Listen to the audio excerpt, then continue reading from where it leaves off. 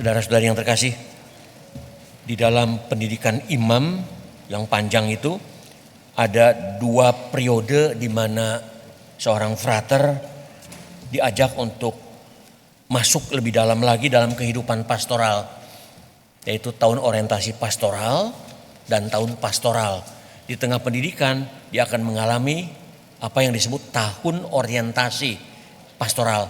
Jadi cuman untuk orientasi, untuk lihat-lihat, untuk memahami seperti apa sih pastoral. Tapi dia tetap hanya sebagai frater. Tugasnya adalah hanya orientasi, lihat-lihat, mengarahkan hidupnya untuk paham seperti apa tugas pastoral. Kemudian setelah selesai pendidikan dia masuk lagi apa yang disebut tahun pastoral. Lebih dalam, bukan hanya sekedar melihat-lihat tetapi terlibat di dalam kegiatan pastoral itu sendiri, mendampingi umat, memimpin ini, memimpin ibadat itu dan lain-lain. Walaupun kadang-kadang sekarang diaduk-aduk, frater-frater top pun udah seperti Romo tampil untuk memimpin ibadat dan lain-lain. Meskipun hakikatnya mereka cuma nonton, berorientasi, melihat-lihat. Jauh sebelum itu, dulu di dalam pendidikan imam ada juga yang disebut exit work, semacam apa sih kalau anak-anak sekarang itu live in ya. Exit work, di mana mereka selama 2 minggu pada waktu libur panjang mereka ditugaskan untuk masuk ke dalam dunia nyata, di mana ada yang di rumah sakit, ada yang menjadi kuli bangunan, ada yang menjadi nelayan dan lain-lain. Exit work, bekerja di luar komunitas, di luar seminarinya. Supaya apa? Supaya mengalami seperti apa pergulatan hidup nyata di tengah-tengah masyarakat. Supaya mereka tahu seperti apa dengan hidup di tengah-tengah nelayan, di tengah para buruh.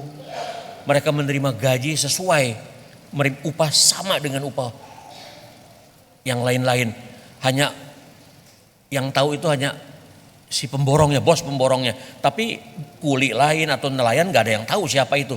Yang tahu adalah ada orang bekerja, orang baru bekerja. Supaya apa? Dia benar-benar menyelam, masuk, nyemplung basah. Dengan cara seperti itu dia bisa menghayati kehidupan nyata. Melalui kehidupan orang yang di dalam level masyarakat mungkin dianggap paling bawah. Di tempat itu diharapkan dia menghayati, saya digaji, diberi upah segini dalam satu minggu. Saya harus kontrak, saya harus makan, saya harus minum, jajan dan lain-lain. Dia mencoba mengatur hidupnya dengan irama nyata yang digeluti oleh orang-orang kecil di mana dia bergabung di dalamnya sehari-hari. Walaupun barangkali dalam hatinya kan si frater bilang, alah gue sih cuma 2 minggu, setelah itu gue balik lagi ke surga. Bisa aja seperti itu kan. Tapi sekurang-kurangnya dengan exit work itu mereka tahu ada orang yang hidup seperti itu. Mencari rezeki supaya bisa hidup dengan cara seperti itu. Diharapkan ada proses internalisasi ketika dia kembali ke seminari, dia mengolah batinnya, mengolah hatinya. Bahwa kemudian jadi bajingan, jadi imam yang ngaco dan lain-lain, itu urusan lain. Tetapi gereja menyiapkan sebuah formasi yang memadai. Para mahasiswa, ada yang disebut KKN. Nggak tahu sekarang masih ada nggak? Saya waktu mahasiswa masih ngalami KKN. Di Cilegon pedalaman di situ hidup dengan masyarakat, ya mengalami hidup dengan masyarakat, kuliah kerja nyata. Kita berbuat sesuatu dengan pengetahuan yang kita miliki, mengubah cara pandang masyarakat sesuai dengan ilmu yang kita ingin bagikan kepada mereka. Dan sebaliknya mereka juga begitu. Mereka memberikan kepada kita dimensi kehidupan nyata di sebuah perkampungan, bahkan di pedalaman. Seperti ini loh kalau makan. Untuk pertama kali saya makan nasi dengan sayur dengan kacang panjang sepanjang-panjang ini. Tua muda pokoknya yang penting dinikmati. Mandi di sungai. Yang belum pernah saya alami seumur hidup sebagai orang kota. Orang Bogor. Tapi saya harus mandi di sungai bersama-sama dengan orang-orang gitu. Di situ ada kerbau. Di sini manusia mandi. Laki-laki di situ, perempuan di sini. Dan itu dialami selama KKN. Setelah itu masih naik lagi ke rumah tempat posnya, sampai di rumah udah keringetan lagi. Beda kalau di rumah kan kita mandi langsung seger. Ini enggak, mandi jalan lagi panjang. Tapi itulah saudara-saudari yang terkasih, sebuah proses untuk mematangkan pribadi kita, terserah sebagai apa. Sebagai mahasiswa, sebagai frater, sebagai perawat, sebagai tentara dan lain-lain. Ada sebuah proses yang mematangkan kita sebagai manusia. Agar kualitas kemanusiaan kita tampil, bertumbuh, berkembang dan menjadi. Saudara-saudari yang terkasih, hari ini hari ke-40 setelah Paskah, hari raya kenaikan Tuhan. Kita bersyukur bahwa kita memiliki Allah yang solider terhadap manusia, sehingga dia mau turun ke tengah-tengah manusia, menjadi manusia sepenuhnya selama 33 tahun. Dia adalah 100% Allah, dia juga 100% manusia. Sebagai Allah, dia menawarkan dimensi ilahi bagi hidup kita, supaya kita sadar, kita tahu hidup kita bukan biasa-biasa saja. Di dalam hidup kita ada dimensi ilahi, ada unsur ilahi yang benar-benar harus merasuki dan mempengaruhi seluruh hidup kita. Kita menjadi manusia yang berbeda dengan orang-orang lain. Berbeda karena kita bersatu dengan Allah yang menawarkan sebuah kehidupan konkret melalui keteladanan dan contohnya. Selama 33 tahun Yesus berada di tengah-tengah umat manusia. Bagaimana dia mengalami kehidupan sebagai manusia 100%. Dalam suka dan duka. Mengalami hidup di dalam keluarga. Mengalami punya banyak sahabat. Dipuja, dipuji. Bahkan juga yang negatif. Bagaimana dibenci, dimusuhi, dicerca, dinyinyiri, difitnah, dibunuh dengan keji. Dia memperlihatkan semua itu kepada kita, supaya kita sadar, kita tahu apa yang harus kita lakukan di dalam hidup ini dengan mencontoh apa yang dilakukan oleh Kristus sendiri. 33 tahun, khususnya pada tahun-tahun terakhir, ketika dia memperlihatkan secara nyata apa yang perlu dilakukan oleh setiap orang yang merasa sebagai muridnya.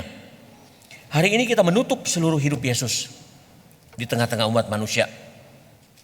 33 tahun ditambah kemudian dia sengsara, wafat, kebangkitan, dan 40 hari lagi naik ke surga pada hari ini. Artinya pembekalan untuk kita supaya kita bisa menyerap sebagai manusia, menyerap sisi ilahi dari kemanusiaan kita terpenuhi. Kita diajar, kita diajak, kita dicontohkan tentang apa yang sebaiknya kita lakukan kalau kita ingin menjadi manusia yang berbeda dengan manusia kebanyakan, manusia Kristiani, manusia yang diinspirasikan langsung dan digerakkan oleh Roh Kristus sendiri. Dalam bacaan pertama Kisah Para Rasul, dalam Injil Matius yang kita dengar, diperlihatkan bagaimana terangkatlah Yesus disaksikan oleh murid-muridnya sampai awan menutupinya dari pandangan mereka. Artinya peristiwa yang kita rayakan ini bukan isapan jempol. Peristiwa ini disaksikan oleh gereja mula-mula, oleh gereja perdana. Mereka melihat apa yang terjadi. Mereka bersama-sama Yesus, kemudian melihat Yesus terangkat ke surga. Bukan diangkat, terangkat ke surga. Disaksikan oleh murid-muridnya sampai awan menutupinya kembali. Saudara-saudara yang terkasih, apa konsekuensi para murid dan kita yang menjadi saksi peristiwa kenaikan itu? Di dalam Injil dikatakan tugas yang diberikan kepada para murid itu jelas sekali. Yesus mendekati mereka dan berkata, "Kepadaku telah diberikan segala kuasa di surga dan di bumi. Karena itu pergilah, jadikanlah semua bangsa muridku." Tugas pertama adalah kita pergi, kita keluar, Kita jangan diam di tempat kita, tapi kita keluar mewartakan kabar baik, menjadikan semua orang sebagai muridnya. Yang kedua, baptislah mereka dalam nama Bapa dan Anak dan Roh Kudus. Kita memperkenalkan siapa Kristus, orang itu tergerak, kita ikut ambil bagian membaptis mereka. Dan yang ketiga, ajarkan mereka melakukan segala sesuatu yang kuperintahkan kepadamu. Ajarkan mereka supaya gereja perdana ini yang tahu, yang menyaksikan, yang bersama-sama dengan Kristus mewartakan kembali apa yang mereka saksikan, supaya peristiwa yang dialami Yesus terulang kembali dari saat ke saat, dari waktu ke waktu, melalui para murid sampai pada waktu kita sekarang ini. Dan telah kuperintahkan dan ketahuilah, aku menyertai kamu senantiasa sampai akhir zaman. Tidak ada lagi yang merasa tidak pantas, tidak ada lagi merasa yang tidak layak, tidak sanggup, bahkan yang merasa takut, yang merasa itu tugas para romo, tugas para uskup. No, tugas kita semua. Kita ditugaskan untuk apa yang kita alami ini, kita bagikan kepada orang lain, supaya orang lain pun tertarik dengan apa yang kita alami. Dan jangan takut, karena aku menyertai kamu senantiasa sampai akhir zaman. Bukan setahun, bukan 2 tahun, bukan 20 tahun, tapi sampai akhir zaman. Artinya kita pun terikat di dalam janji Yesus untuk selalu menyertai kita. Pertanyaannya, maukah? Sanggupkah? Beranikah untuk mewartakan itu? Kita coba hening, kita jawab di dalam hati kita masing-masing. Amin.